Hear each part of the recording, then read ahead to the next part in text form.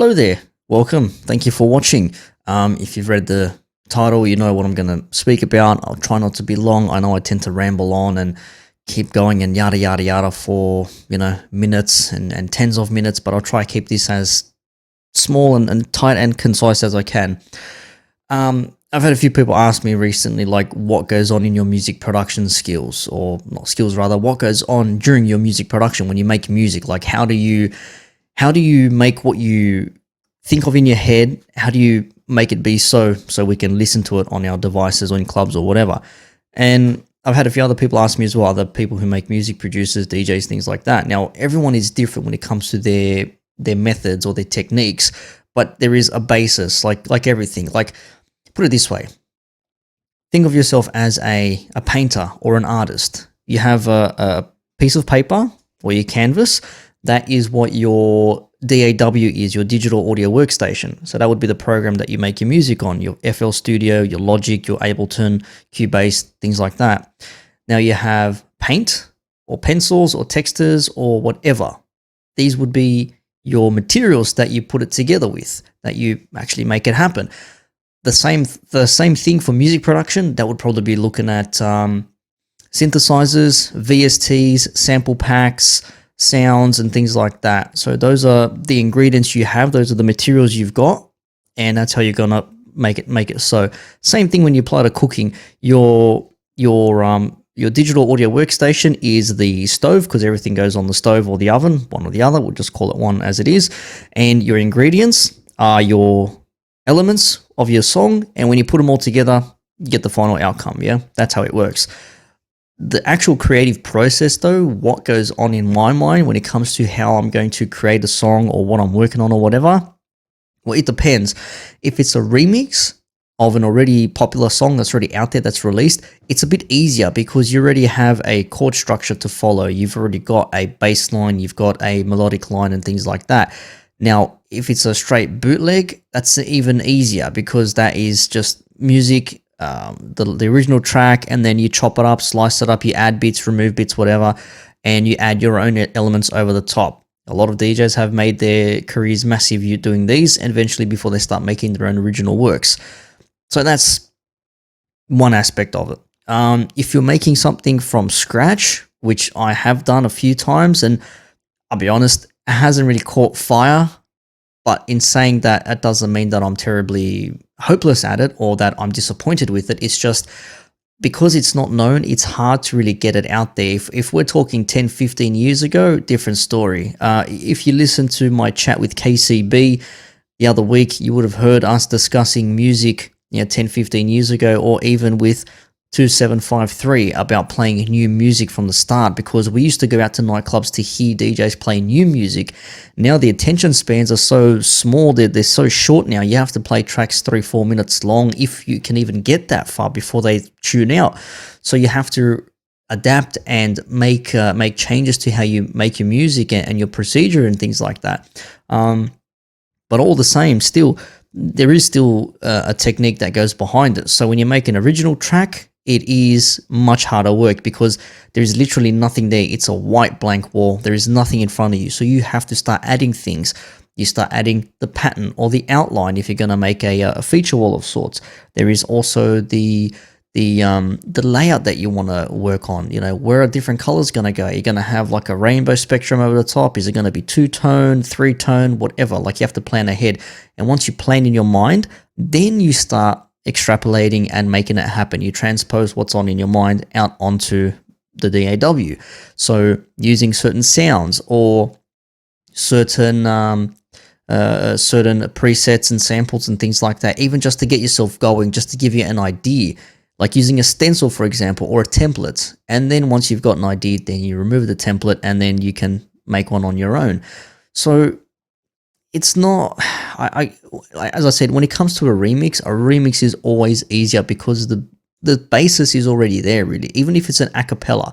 Like, if you look at my remixes of Goosebumps and Jax Jones's I Miss You, they are made from acapellas. Everything else I've done my own. Kicks, claps, percussion, bass line, melody, chords, all that sort of stuff. That is all my own.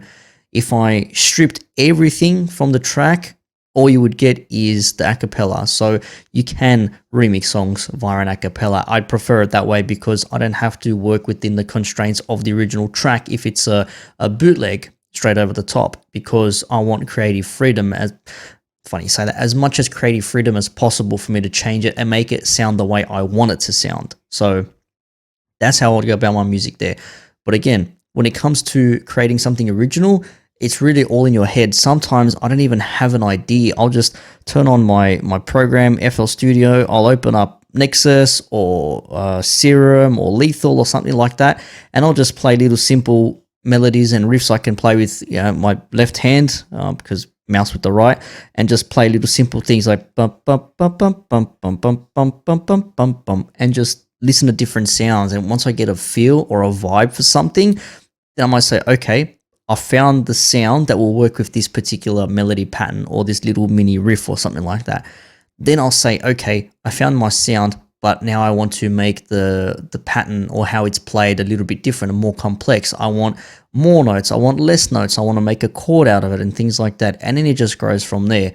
And then once you've got your chord structure down, then you can build your track around it. I mean, like, I'll never forget, Energize said to me, he goes, you can do anything when it comes to music, but the one thing you really want is to know your chord structure. Now, I still don't know my chord structure. I can tell you which notes are in chords if I'm able to play them. If you said to me, give me the C chord notes, I just know that it's C. I don't know the rest of them.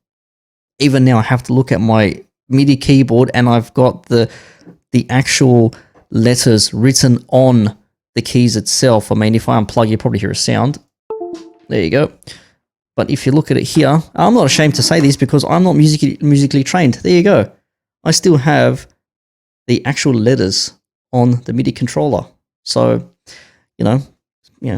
C, E, and G, or A, C, E, that's like the A chord. So, I'm not musically trained, so I still need to know bits and pieces. And then from there, you just build on top. Once you get a flow, you know where your flow is. And the only tip I can give people if they're making music as well, like, you don't have to listen to me. I get that. I feel odd and dumb by me sitting here recording and just giving you my thoughts on music production. But the last year has really blown me out because I know that now I have people who listen to my music and actually are fans of mine. And I've had these same people ask, how do you make this? Why did you go with this sort of sound? Why did you go with this style? How did you make that happen? Wow, and all these sort of questions. And that was me 10, 15 years ago when I was trying to talk to Alex K, KCB, Nick Skitz, and all these others, just asking him about music production because I wanted to learn. And if we can help people learn, I'm all for it. I am 100% all for it. But when it comes to the actual production side itself, it literally is sometimes as easy as I'm going to bootleg over the top. Sometimes it's a case of a remix and you already have your chords and things set, and then you just follow that and you just make it your own. Or you can make something completely original, in which case you have absolutely no chaining on that. No chain, sorry. You're unleashed. You have full creative freedom. You can do whatever you want on that, and you make that your own. And I've done a few original tracks whilst redoing certain acapellas and vocals and things like that. And I enjoy making them because I know I listen to it. I'm like, I created this. This is my own creation. But everyone's different. So everyone can do things on their own. Everyone can make something as well as they want. They make it their own. So I'll just leave it at there for this one here, but hopefully you got some value out of it. If you did, give the video a like, drop me a comment if there's any question you have on production. Again, I ain't no expert. I do not claim to be any sort of expert. I would still think of myself as a fan if I were to see Alex K or KC or Sunset Brothers or any of these guys. But by all means, if you have a question, I'll try and help you out as best as I can. I won't give away my secrets or my techniques, but I'll try to help you and guide you in the right direction. So drop me a comment if you have that, or if whether you enjoyed the video, give it a like as well. Share the video if you found it informative, and also subscribe. Most importantly, please do hit that subscribe button if you have not already. If you so please, that'll be very much appreciated. So once again, music production. It can be a blank wall, a piece of paper, a canvas, whatever. The pens, the pencils, the paint, they are your materials. Same way with music.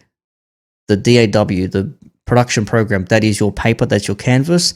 And then the VSTs, the synthesizers, and things like that, they're your materials, the sample packs and all that. And you use that to make your music. And it's all from up in here. All from up in here.